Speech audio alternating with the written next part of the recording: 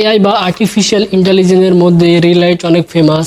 রিলাইটের মাধ্যমে আমরা ফ্ল্যাট ছবিকে আমরা কালার দিতে পারবো বা রিলাইট করতে পারবো।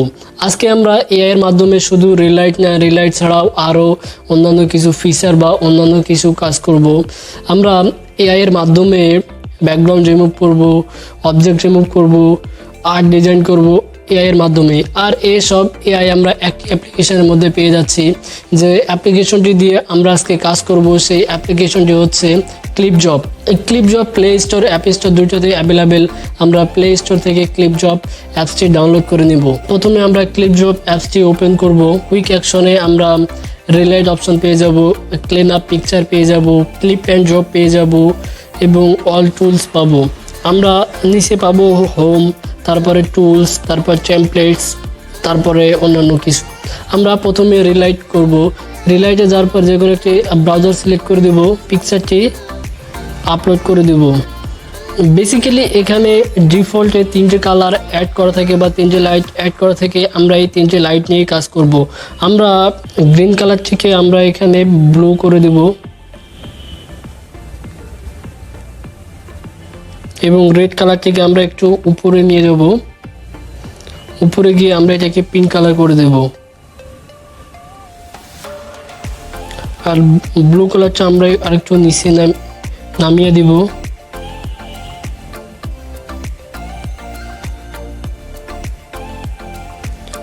তারপরে আমরা নিচের ব্লু কালারটিকে আমরা এখানে হোয়াইট করে দিব।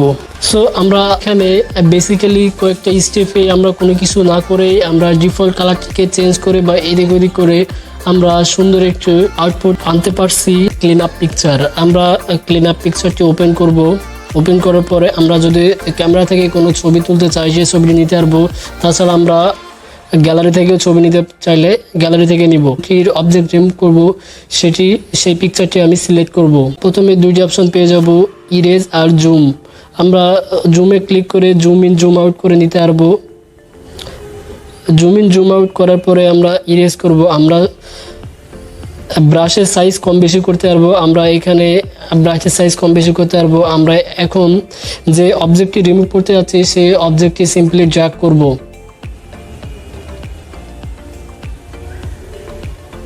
তারপরে আমরা ক্লিন আপে চাপ দেব। ক্লিন আপে চাপ দেওয়ার পর কিছুক্ষণ প্রসেসিং হবে। প্রসেসিং হওয়ার পরে আমরা এরকম একটি আউটপুট পাবো। এআই এর মাধ্যমে খুব সহজে দ্রুত আমরা অবজেক্টকে রিমুভ করলাম বা আনওয়ান্টেড অবজেক্ট আমরা অতি সহজেই খুব তাড়াতাড়ি ডিলিট করতে পারবো বা ইরেজ করতে পারবো।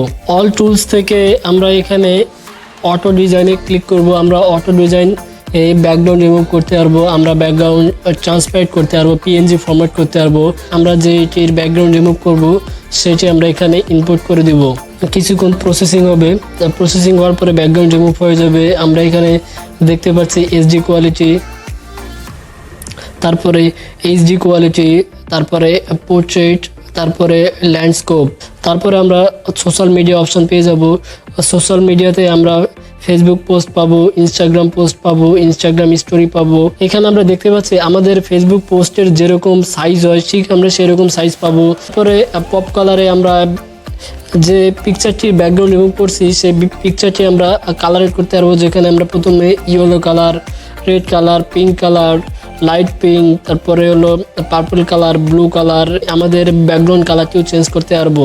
সো কেমন লাগলো অ্যাপসটি এবং রিলেটেড কাজ কেমন লাগলো অবশ্যই কমেন্ট করে জানাবেন।